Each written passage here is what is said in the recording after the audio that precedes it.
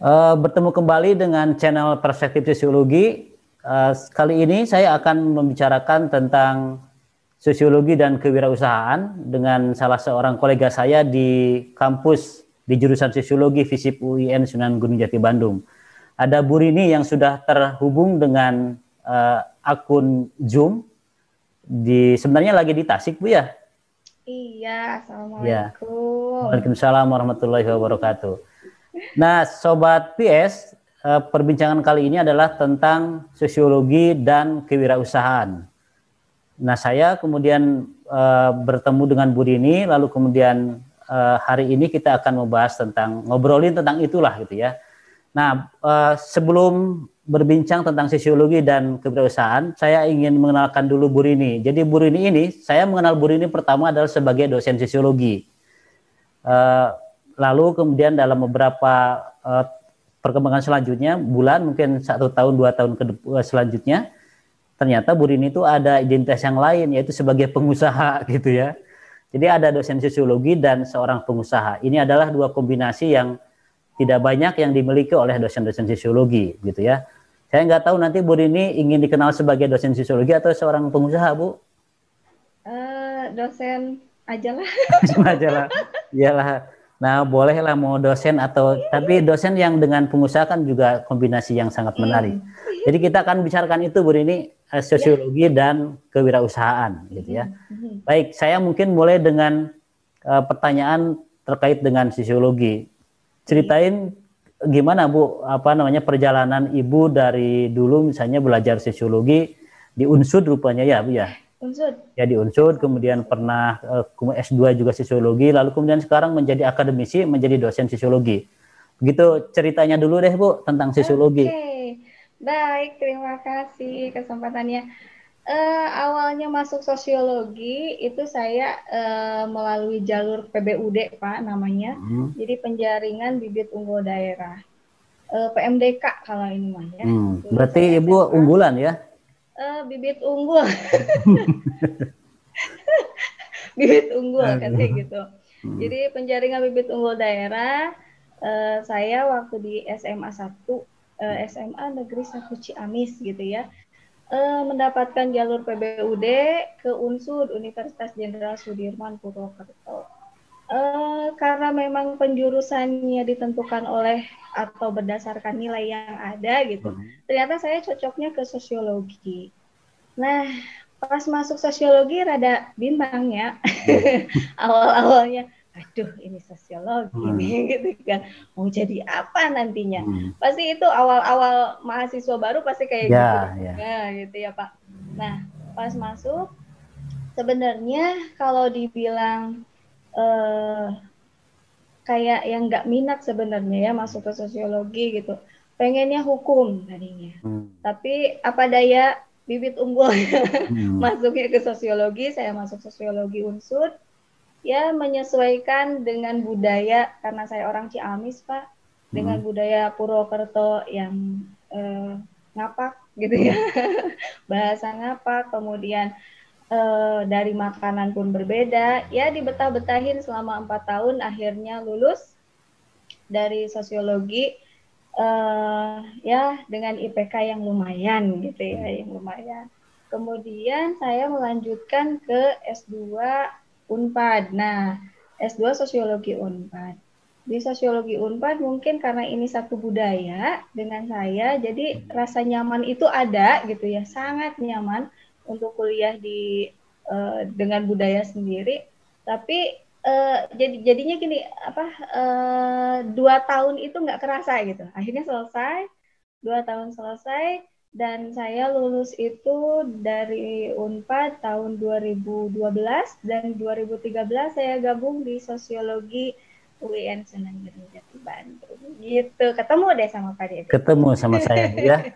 Nah, sebenarnya Bu kalau saya simak kan sebenarnya perjalanan pertama masuk ke sosiologi waktu S1 juga adalah bukan sebuah pilihan yang sadar gitu ya. Iya. Bahwa Ibu memilih jurusan tersebut. Ini mungkin juga dialami oleh banyak mahasiswa banyak pasti.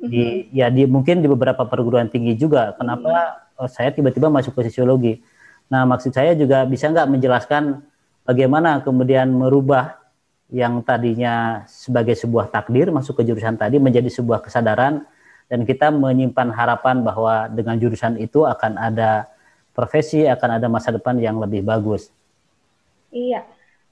Kalau waktu awal S1, awal-awal semester 1 berarti ya, semester 1 itu asing sebenarnya dengan mata kuliah yang ada gitu. Asing, kemudian pas saya lihat IPK saya, IP karena baru semester 1, IP itu lumayan, ternyata saya agak tinggi nih dibanding teman yang lain gitu. Dengan teman yang mungkin lain. Karena unggul teh, Bu. Eta unggul. Yeah. Jadi saya agak pede, Pak, mulai pede itu ketika mulai dapat IP, ternyata saya di atas teman-teman saya gitu. Jadi saya kalau bahasa Sundanya kagok ancruk, Pak, mending bahasa sekalian. Yeah. Nah, eta. Awalnya itu, kemudian ketika saya kuliah di Unsur, ternyata banyak dosen-dosen yang memang sangat menarik gitu ya dari segi pembelajarannya gitu. Kemudian dari ya metode pembelajarannya yang menurut saya menarik, dan akhirnya wah mulai deh jatuh cinta sama sosiologi gitu. Dan setelah lulus, nah wah lanjut aja S2 gitu. Jadi akhirnya seperti ini. S2 masih sosiologi juga kan, Bu ya? Sosiologi, iya, sosiologi di Unpad. Nah, kan waktu selesai S1 kan belum ada yang konkret tuh akan profesi menjadi apa, kemudian pekerjaan menjadi apa. Meyakinkan diri Ibu bahwa sosiologi adalah pilihan yang nanti juga akan memberikan harapan dan menjadi sebuah profesi tertentu misalnya. Bagaimana supaya nanti juga teman-teman yang belajar sosiologi juga bisa terinspirasi? Nah, inspirasinya itu sebenarnya dari dosen-dosen saya yang relatif lebih muda-muda gitu ya waktu itu, dan ternyata oh sosiologi, ternyata lulus dari sosiologi bisa nih jadi dosen gitu. Jadi saya memang nggak ada kepikiran untuk kerja di yang lain gitu ya, saya fokus mending jadi dosen. Ternyata oh untuk jadi dosen itu harus S2 gitu waktu itu. Jadi saya langsung lanjut ke S2 kayak gitu, Pak. Jadi memang sudah ada niat ya jadi dosen teh. Niat itu mah.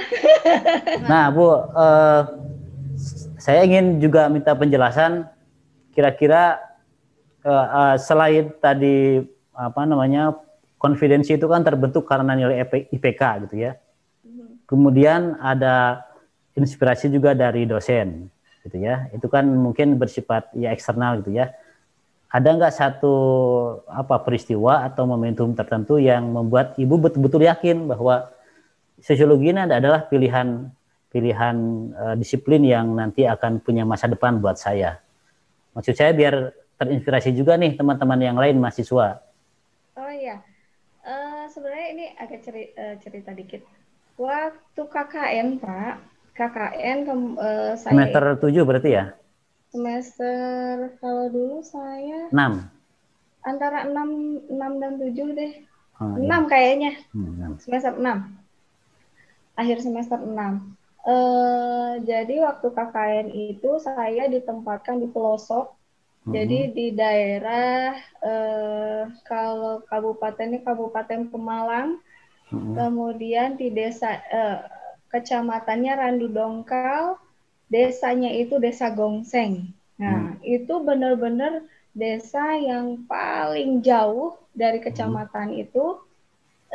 Saya bersama teman itu cuma 4 orang yang ditempatkan di sana, dan saya perempuan satu-satunya. Nah, ketika saat itu dari berbagai jurusan gitu ya Pak, dari berbagai jurusan, kebetulan itu semua MIPA, dan saya sendiri yang sosiologi.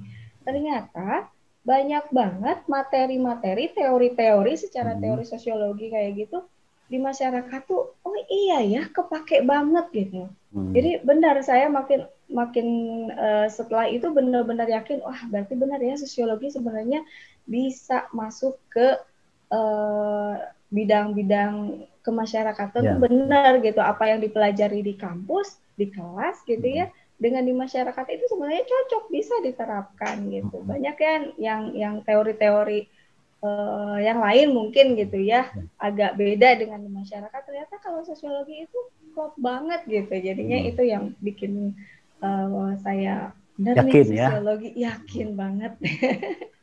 Ya mudah-mudahan nanti para mahasiswa sosiologi juga yang saya tahu banyak sekali yang galau gitu Bu ya. Galau karena ini kan sebenarnya ilmu murni, sehingga bagaimana mendefinisikan masa depan mereka dan berharap pada jurusan ini juga kan sesuatu yang sedikit abstrak gitu ya. Tapi ya inspirasi yang dari Ibu tadi juga menjadi satu contoh bagaimana teman-teman nanti bisa juga meyakinkan, oh ternyata ini adalah disiplin yang menjanjikan juga gitu ya. Nah di setelah S2 itu kan kemudian cita-cita atau harapan Ibu lah gitu ya yang belajar sosiologi kemudian jadi dosen kan gitu ya, dosen sosiologi. Gimana itu ceritanya, momentumnya sehingga ketemulah akhirnya dari jurusan sosiologi itu kemudian menjadi dosen sosiologi juga. Iya, waktu S2 kebetulan saya satu angkatan 6 atau 7 orang gitu.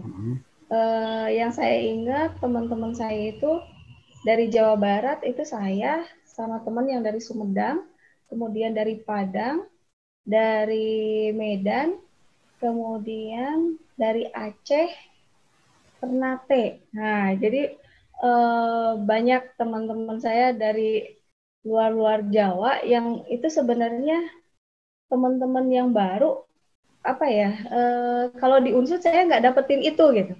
Rata-rata kalau di Unsur kan ya orang Jawa Barat itu Majalengka, Ciamis, Tasik kayak gitu. Kemudian daerah Banyumas gitu, Jakarta. Kalau misalkan dari luar Jawa itu nggak ada gitu ya. Angkatan saya nggak ada gitu. Nah, ketika saya belajar benar-benar tahu, oh ternyata budaya Padang seperti ini, kebiasaan orang Padang seperti ini, kemudian Ternate dan lain sebagainya, itu apa ya, menarik banget menurut saya gitu ya, belajar dari teman-teman kayak gitu. Kemudian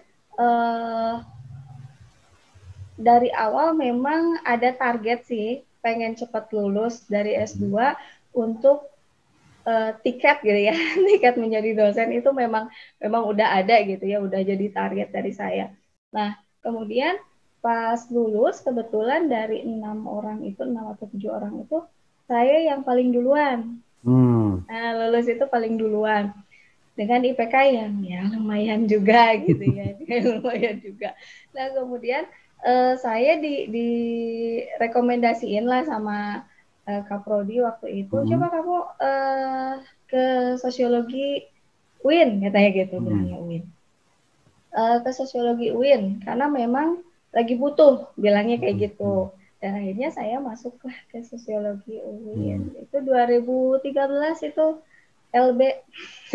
Oh gitu. Dari LB. Dari ya. 2013. 2013 Bapak. Oh begitu, lumayan ya. Jadi memang ada proses yang dirintis dulu juga Bu ya. Ya. Proses benar-benar untuk menjadi dosen seperti sekarang ini gitu. Saya LB dulu Pak di sosiologi. Dan bahkan saya tetapnya bukan di sosiologi UIN tadinya gitu, tapi di Ciamis. Gitu. Di Ciamis asalnya Bu? Dari Ciamis. Oh ya. Gitu ya. Begitu. Nah sekarang kan sudah jadi dosen sosiologi nih. Iya. Gimana sebenarnya pengalaman menjadi seorang dosen sosiologi? Peralihan deh Bu, peralihan misalnya dari mulai menjadi mahasiswa, S1, kemudian S2, itu masih merintis harapan gitu menjadi seorang dosen, sekarang menjadi dosen. Dosennya dosen sosiologi juga, dengan harapan gitu. Iya Pak, jadi sebenarnya dari proses belajar di sosiologi UNSUD, sosiologi UNPAD, memang ada apa ya, mempengaruhi lah, banyak mempengaruhi saya dalam hal ya cara belajar, ataupun sekarang gitu ya, sudah jadi dosen, cara ngajar pun saya ngikutin gitu. Saya ngikutin dosen-dosen yang menurut saya itu enak gitu.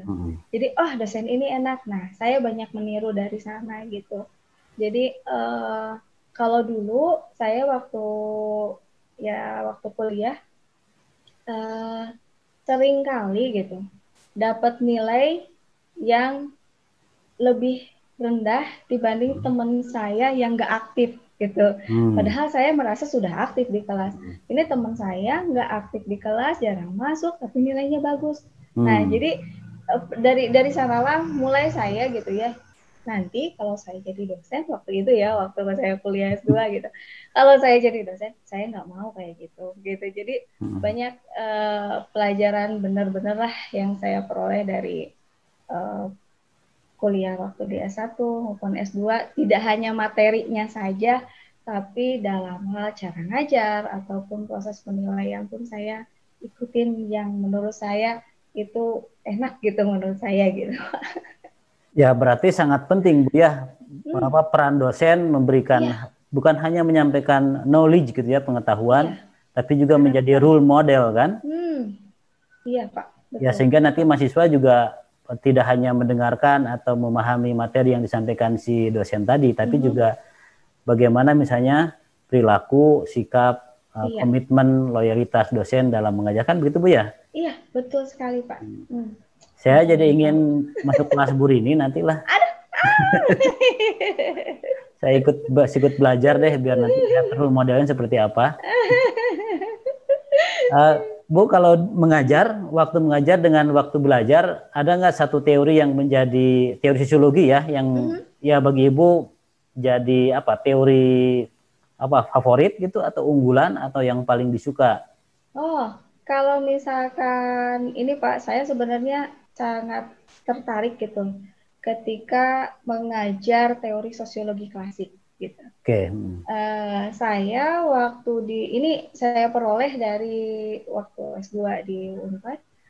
Jadi benar-benar yang namanya teori sosiologi klasik itu sebagai pondasi hmm, kita mempelajari sosiologi itu pondasinya. hmm, Kalau misalkan teori sosiologi klasiknya udah goyah gitu ya, hmm, dapat nilainya aja hasil dongkrakan hmm, gitu ya, itu susah Pak nantinya untuk belajar yang lain karena memang ya, itu teori sosiologi klasik itu benar-benar pondasinya di sana hmm, gitu. hmm, Dan ternyata pas belajar sekarang ini, oh iya ya benar ya teori sosiologi klasik itu memang pondasinya banget gitu. Tadi hmm. deh kan yang ngajar sekarang Di sosiologi antaranya klasik. gitu, di antara. Di antaranya Pak Dede. Ya, ini juga menjadi apa namanya inspirasi bagi teman-teman mahasiswa yang sekarang sedang belajar.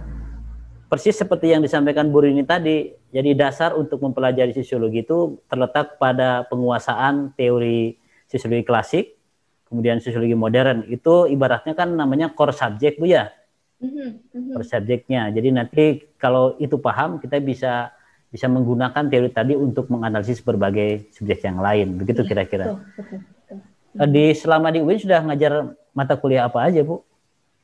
Teori sosiologi klasik pernah, Hmm. teori sosiologi hukum pernah, sosiologi gender, bahkan saya sekarang fokusnya ke gender, Pak. Ya harus ada Bu yang gender. Iya, Ya. gender, terus sosiologi pedesaan, Hmm. sosiologi, pokoknya apa, sosiologi-sosiologi ya Hmm. hampir lah, Ya. Ini banyak. nanti teman-teman mahasiswa yang di UIN Bandung yang pernah ke Ajar Sambur ini atau juga yang di Ciamis mungkin akan ingat ini di Ajar Sambur ini. Oke Bu, saya lanjut ke Ya, pertanyaan kedua deh. wah Tema boleh. obrolan yang kedua tentang kewirausahaan. Iya, Jadi iya Pak. sebenarnya ceritanya gimana Ibu menjadi seorang wirausahawan itu? Sebenarnya lebih dulu Ah, jadi dosen atau menjadi wirausahawan dulu? dosen dulu. Oh, dosen Kalau dulu. iya, kalau saya usaha itu ada sekarang mau ke 3 tahun, Pak. Wah, terus April lama juga ya. April ini 3 tahun. April 3 tahun ya. April ini 3 tahun. Jadi awal-awalnya itu sebenarnya kakak sepupu punya brand, gitu ya, Hmm. punya brand, tapi harganya itu di atas 200. Hmm. Nah, jadi harganya biasa Pak ya, kalau ini sensitif harga gitu. Ya. Jadi harganya di atas 200 dengan kualitas yang memang bagus lah gitu Bagus ya, ya. memang bagus. Nah, banyak konsumennya itu nanyain, Hmm. ada yang ranknya di bawah 100 nggak? Nah, gitu. Jadi nggak ada gitu. Jadi akhirnya ditolak gitu. Nah, kemudian ngobrol di sepupu, Dek, ada ini nih, ada peluang gitu ya. Berarti peluang ya Pak ya, ada peluang di sana. Ada peluang nih kita bikin suatu brand yang harganya itu di bawah 100. Awalnya itu. Ya. Boleh gitu ya. Akhirnya ngobrol-ngobrol gimana proses produksinya, kemudian pemasaran dan lain sebagainya itu udah dirancang sedemikian rupa. Akhirnya launchinglah 1 April 2018. Nah, itu mulai Kinara launching gitu. Jadi pas mau puasa kalau nggak salah itu, bulan-bulan mau puasa, dan akhirnya berjalan alhamdulillah sampai sekarang gitu, Pak. Jadi nama brandnya yang Ibu punya itu Kinara ya? Kinara, Ceritain Kinara dong tentang Shoes Kinara gitu. itu. Kinara awal-awal berdirinya tadi lahirnya seperti itu. Ya. Jadi dari peluang yang ada ya Pak gitu. Kemudian sekarang berkembang, alhamdulillah udah ada tasnya juga gitu. Jadi sekarang memang kita kalau awal-awal itu Kinara Shoes gitu ya, karena memang kita fokusnya ke sendal dan sepatu perempuan yang flat gitu. Jadi nggak ada hak gitu, nggak ada. Jadi benar-benar flat, dan kemudian dari kualitas kita bisa diadu lah dengan harga-harga yang setara gitu. Di kelas yang Di sama kelas gitu yang ya. sama, betul. Itu awal-awalnya mah. Kalau nama Kinara sendiri apaan Bu itu? Kinara itu perempuan gitu Pak artinya. Bahasa Jepang atau bahasa Mana apa? ya, saya agak lupa gitu ya. Oh, jadi artinya perempuan Artinya Kinara itu. perempuan, karena kita fokusnya di Oh, gitu. perempuan. Jadi banyak yang Perempuan. nanya, Bu ada nggak atau Teh ada nggak sendal atau sepatu buat laki-lakinya? Karena ini Kenara, ini perempuan gitu. Biasanya kayaknya kalau ada untuk versi laki-laki di depannya harus ada tambahan ya. Duka Teh saja tenawar. Misalnya jadi Abdul Kinara. Untuk versi laki-laki gitu nanti. Laki-laki, aduh. Nah, Bu, produk yang dihasilkan oleh Kinara Ya? sebenarnya apa bedanya dengan produk sejenis gitu, sehingga orang bisa berpikir ini saya memilih ini aja deh, tidak yang itu gitu misalnya. Gitu. Kita punya garansi Pak, gitu kan. Garansi 30 hari itu untuk lem. Jadi lem dari kami itu benar-benar dengan kualitas yang bagus gitu ya. Jadi kalau ada kerusakan lem sebelum 30 hari itu bisa diretur dan kembali dan diganti gitu, diganti dengan produk yang sama gitu. Nah, kalau misalkan yang lainnya kita berani diadu deh gitu. Soalnya kan saya juga untuk menentukan rank harga di bawah 100 itu atau sekitar 100 gitu. Itu kita udah bandingin gitu ya dengan produk-produk yang lain gitu yang harganya relatif sama, bahkan ada yang jauh lebih murah dari kita, ternyata wah kualitasnya pun jauh dengan kita gitu. Ya. Nah, Bu, untuk menjadi seorang wirausahawan, apa dulu sih yang harus disiapkan, dikerjakan, atau misalnya secara mentalnya bagaimana, atau apa sih nanti yang diberikan ya kepada teman-teman mahasiswa yang punya ya harus punya cita-cita juga menjadi seorang wirausahawan? Iya. Kalau menurut saya sih pertama mah harus ada peluang, kita harus cari peluang itu gitu. Jadi kalau misalkan kalau dalam penelitian aja harus ada gap ya Pak gitu. Jadi mana yang belum diteliti gitu ya. Betul, nah ini juga sama gitu. Jadi kalau misalkan kalau saya lihatnya dari peluang untuk sendal atau sepatu perempuan itu memang besar gitu. Karena memang hampir kemana-mana perempuan ataupun laki-laki sebenarnya gitu ya pasti pakai gitu, pakai sendal, pakai sepatu gitu. Tapi secara apa ya, lebih lebih sering gitu, lebih sering ganti, lebih Ya, sering misalnya hari Senin sepatunya ini gitu ya, warnanya Selasa apa pindah gitu. lagi. Nah, gitu. Biasanya Matching dengan pakaian perempuan, Bu ya. iya, biasanya perempuan kalau kalau seperti itu gitu, Hmm. laki-laki mah harap eta deh, Ya, harap eta deh. ya itu lagi. Makanya bidikannya ke perempuan gitu ya. Bidikannya perempuan gitu, Pak. Hmm. Nah, dari peluang itu kita harus punya tadi beda gitu. Ya. Bahkan kalau bisa kita cari yang baru gitu. Oke, jenisnya Hmm. sama, sendal sepatu, tapi Hmm. kita cari jenis yang baru Hmm. yang memang di luaran itu jarang yang seperti itu. Nah, kemudian harus unik gitu. Unik itu beda dengan yang lain gitu. Boleh serupa gitu ya, Hmm. tapi beda. Ada ciri khasnya. Hmm. Kalau misalkan Kinara itu warna-warnanya memang warna-warna kalem gitu ya. Hmm. Warna-warna kalem, nggak ada yang warna apa istilahnya warna pastel gitu ya kalau Ya. kita. Nggak ada warna hijau botol, itu nggak ada Hmm. di kita gitu, karena memang itu terlalu mencolok gitu. Nah, kemudian itu dari ini ya harus ada keunikan. Keunikan. Hmm. Kemudian kalau misalkan ini harus juga apa ya, punya kalau untuk memulai harus punya planning gitu ya, ke depannya mau bagaimana, Hmm. itu rencana bagian dari rencana usaha, dan nantinya tentunya harus ada resiko gitu. Resiko usaha itu harus diperhatikan, Ada jangan ya. hanya untung melulu gitu ya Ya. yang Cuma yang diingat manisnya dipikirkan. aja gitu ya. Gitu, tapi pahitnya juga Pahitnya harus juga harus harus dipertimbangkan. diperhitungkan. Ya. Nah, gitu dipertimbangkan. Nah, Bu, selain ini kan juga sebenarnya kalau kalau Ibu kan punya latar belakang orang Tasik gitu ya. Nah, Itu kan memang ada kesan di masyarakat di Jawa Barat terutama orang Tasik itu memang ya disebut motekar motekar gitu ya dalam hal misalnya dagang, kemudian kredit itu juga identik dengan orang Tasik.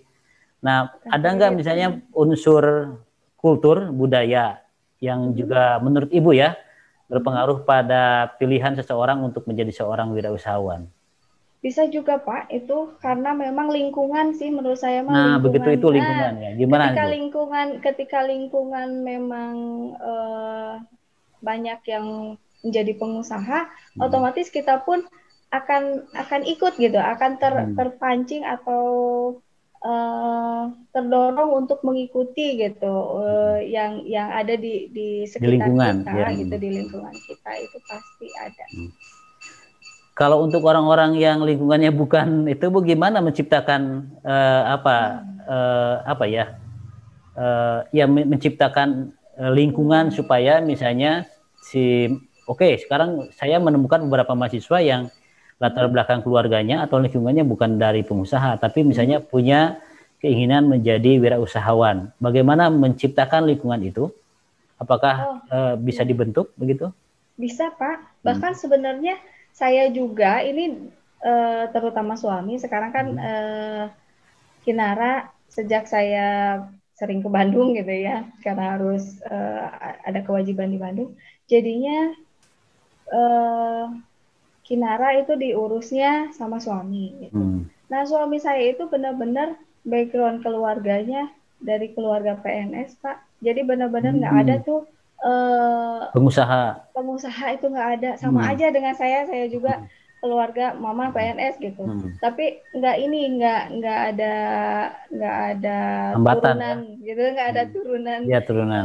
Hmm. ini, nggak ada turunan wirausaha. Tapi memang kalau saya diajak gitu, kalau Hmm. saya diajak sama sepupu. Jadi kalau misalkan bagi yang nggak ada eh, turunan wirausaha Ya, gitu ya, sebenarnya kalau sekarang itu banyak kok yang nggak ada turunan juga bisa bahkan lebih maju dari yang eh, keluarga gitu ya, keluarga dari keluarga keluarga pengusaha. pengusaha gitu, Hmm. banyak yang lebih maju. Itu diantaranya benar-benar harus berpikir kreatif gitu ya. Hmm. Jadi kunci utamanya memang itu harus kreatif untuk menjadi untuk membuka usaha gitu. Ya. Untuk membuka usaha memang harus kreatif. Ya, cerita Bu ini kan bisa mungkin memberikan alternatif pemahaman bahwa sebenarnya kan ada asumsi bahwa untuk menjadi pengusaha juga harus ya keturunan dari pengusaha. Kan kalau di mata pelajaran di mata kuliah kewirausahaan ini ada ini Bu, misalnya pengusaha itu kan ada yang born, ada yang train gitu ya. Iya. Yang born itu ya yang terlahir karena orang Iya. tuanya pengusaha kemudian menjadi pengusaha juga. Banyak kan pengusaha besar seperti Yusuf Kala, kemudian Sandi Uno misalnya kan itu memang dari keluarga pengusaha dan dia menjadi pengusaha. Nah, juga kan ada kasus-kasus tertentu yang justru bukan dari pengusaha tapi kemudian mereka dilatih atau melatih dirinya menjadi seorang pengusaha. Misalnya kalau di pengusaha besar kan ada Khairul Tanjung gitu ya. Iya. Nah, sekarang kita sedang berbincang dengan Bu Rini juga yang sebenarnya background-nya Ibu itu kan bukan dari pengusaha ya. Bukan. Tapi kemudian mengkondisikan diri, kemudian menciptakan lingkungan dalam lingkungan kewirausahaan dan sekarang bukan hanya jadi dosen tapi juga menjadi seorang pengusaha. Ibu, apa yang bisa disampaikan ke para mahasiswa yang punya harapan, punya cita-cita untuk menjadi seorang pengusaha? Bahkan sekarang kan mata kuliah kewirausahaan itu kan diwajibkan tuh disampaikan ke semester 7. Nah, pasti ada beberapa mahasiswa juga yang kepikiran nih, saya bukan keluarga pengusaha, tapi saya punya keinginan untuk menjadi seorang pengusaha. Apa yang Ibu bisa sampaikan buat teman-teman mahasiswa seperti itu? Oh ya, gimana ya untuk menjadi pengusaha gitu ya, berwirausaha, jangan kecil hati bagi yang bukan turunan dari pengusaha gitu. Terus belajar sebenarnya, terus belajar dan coba lihat peluang-peluang yang ada gitu. Peluangnya seringkali gitu ya, peluang usaha itu datangnya nggak jauh-jauh dari lingkungan kita sendiri. Gitu. Jadi benar-benar harus membuka Iya, ini membuka mata wawasan ya gitu ya. kita gitu, buka mata lah. Ternyata nggak jauh-jauh ya peluangnya. Peluangnya nggak bakalan jauh-jauh kok, pasti ada di lingkungan sekitar kita. Bahkan Pak, kalau sekarang ada yang namanya social entrepreneur gitu ya. Itu Betul, ya. memang social entrepreneur itu pemberdayaan kok. Ini pemberdayaan masyarakat gitu. Jadi masyarakat yang tidak berdaya diberdayakan gitu dengan potensi-potensi yang ada gitu. Kalau misalkan potensi di daerah itu dari pertanian, coba untuk melihatnya gitu, melihat potensi itu untuk digali terus menerus gitu, dan akhirnya nanti akan terlihat kok, akan menjadi peluang usaha gitu. Bu, meyakinkan diri Ibu menjadi seorang pengusaha itu butuh berapa lama sih? Wah, biar sabar juga gitu, karena kan seringkali tidak sabar nih. Ya semua, mungkin bukan semua, kebanyakan orang yang mau terjun ke dunia usaha itu ya pengen cepet-cepet dapat hasil kan biasanya. Iya, pasti itu. Jadi awalnya pun saya jadi dari modal yang ada gitu ya, dari modal yang ada, bahkan saya nggak ngambil keuntungan gitu, nggak ngambil keuntungan selama beberapa bulan itu untuk terus menambah modal gitu. Modalnya itu bukan hanya uang kan Pak gitu, tapi ada barang gitu, kemudian mesin dan lain sebagainya, terus aja dari itu teh lumayan gitu, lumayan greget gitu ya, pengen mah cepet-cepet gitu kan. Kalau lihat orang mau wah buka usaha langsung des gitu kan, ternyata saya mah prosesnya lumayan lah gitu, lumayan penyesuaian dirinya pun ini sangat apa ya, ya suami tadinya kerja kantoran gitu ya, harus sambil usaha, kemudian saya ngajar sambil usaha, wah lumayan deh adaptasinya gitu. Ya. Jadi ada adaptasi mental juga Bu ya. Ya, adaptasi mental, kemudian perilaku kita ketika memilih menjadi seorang wirausahawan begitu ya. Apalagi Pak, adaptasi mental tuh ketika kita ikut bazar, kita yang awal-awalnya cuma lihat-lihat aja gitu ya, nawar-nawar harga gitu ya ke penjual. Sekarang saya yang jadi penjualnya, terus ditawar-tawar, aduh gitu. Jadi benar-benar deh apa ya, nguatin jiwa pedagang gitu, jiwa usaha apa wirausaha teh benar-benar gitu, benar-benar dilatih benar-benar dari.